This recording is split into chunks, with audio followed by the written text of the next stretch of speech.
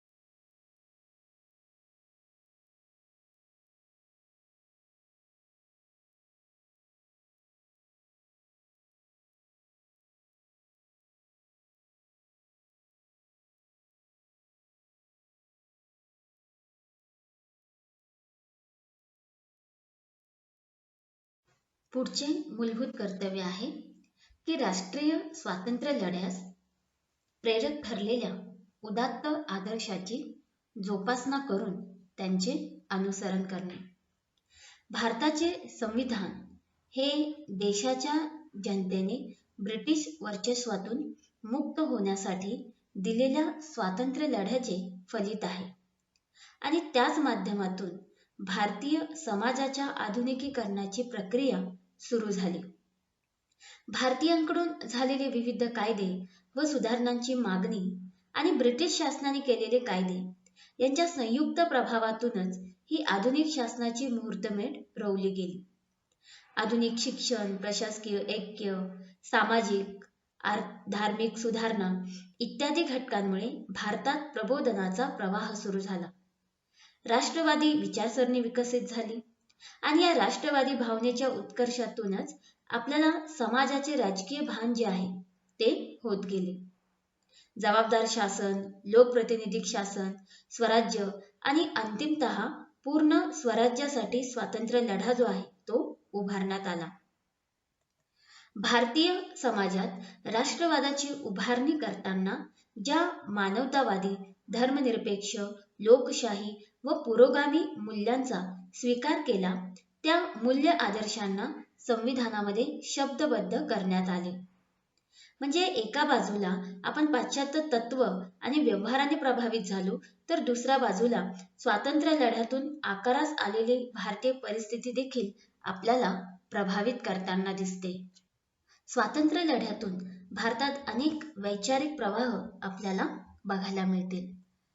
स्वतंत्र भारताच्या राज्यघटनेची निर्मिती करण्यासाठी यामध्ये या वैचारिक प्रवाहांचा प्रभाव पडलेला दिसून येतो.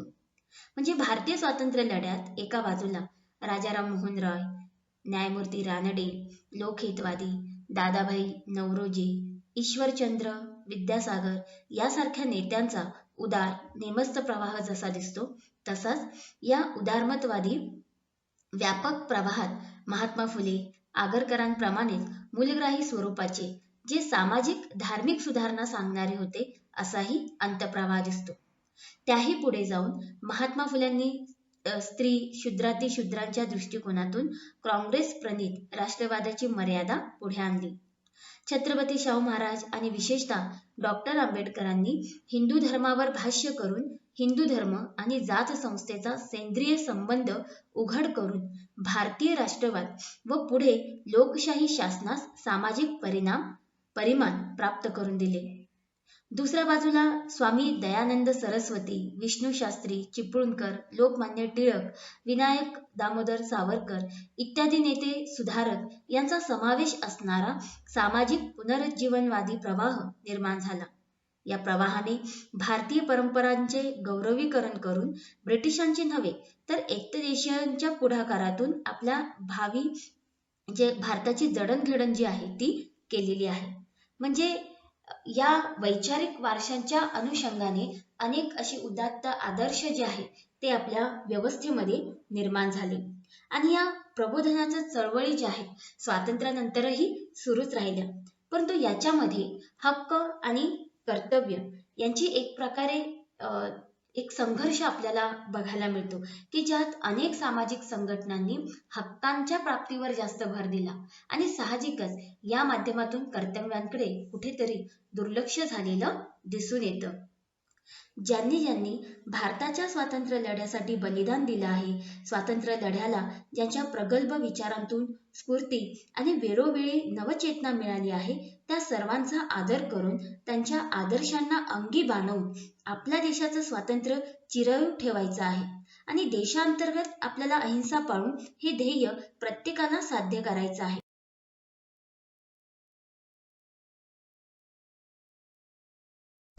पुढचं मूलभूत कर्तव्य आहे देशाचं संरक्षण व राष्ट्रीय सेवा करण्यास तयार राहणं.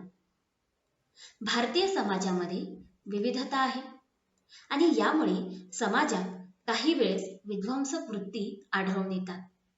भारतामध्ये विविध धर्म जाती आढळून येतात आणि त्यामुळे बऱ्याचदा संघर्षाची परिस्थिती देखील निर्माण होते.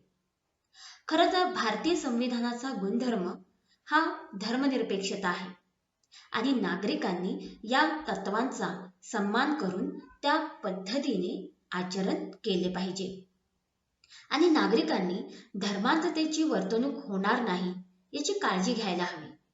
धर्मांधतेकडून दहशतवादाकडे तर आपली वाटचाल होत नाही ना, याचा गांभीर्याने विचार करायलाच पाहिजे.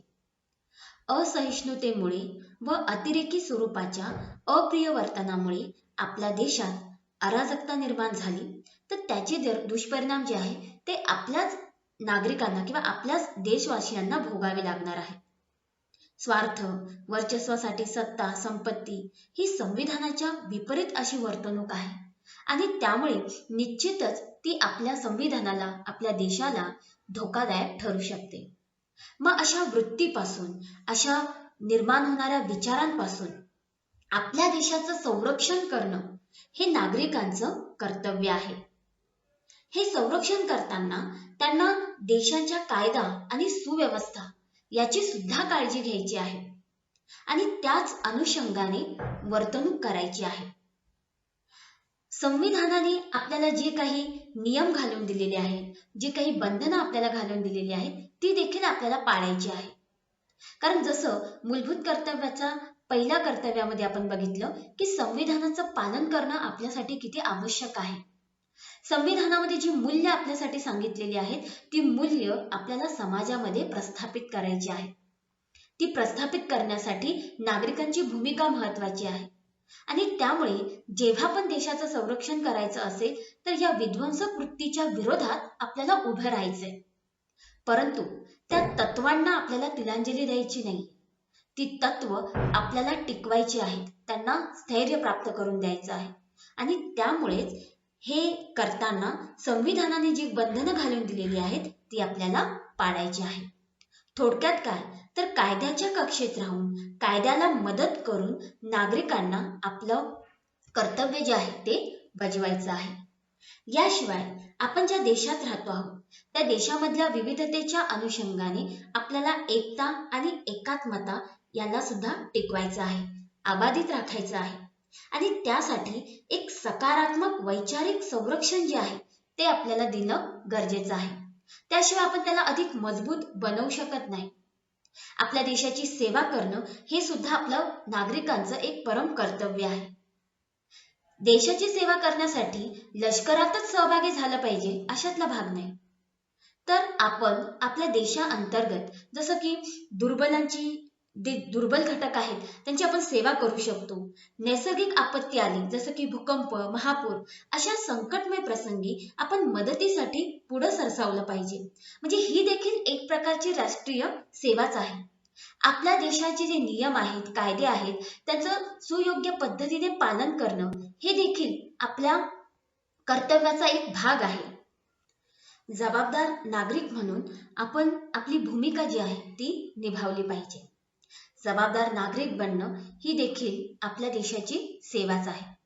अशा पद्धतीने आपल्या देशाचं, आपल्या राष्ट्राचं, आपल्या देशाचं संरक्षण करताना किंवा आपल्या देशाची सेवा करताना नागरिक म्हणून आपल्या भूमिकेंना, आपल्या कर्तव्यांना महत्त्व आहे आणि याची जाणीव, जागृती जेवढी प्रगल्भ असेल तेवढ्याच प्रमाणामध्ये ही कर्तव्य भावना आपल्यामध्ये चांगल्या पद्धतीने रुजणार आहे. मग भलेही ती न्यायप्रविष्ट जरी नसली तरी सुद्धा तिचं महत्त्व कुठेही कमी होताना दिसत नाही. त्यामुळे देशाचं संरक्षण आणि राष्ट्रीय सेवा करण्यास तयार राहणं ही सुद्धा आपली प्राथमिकता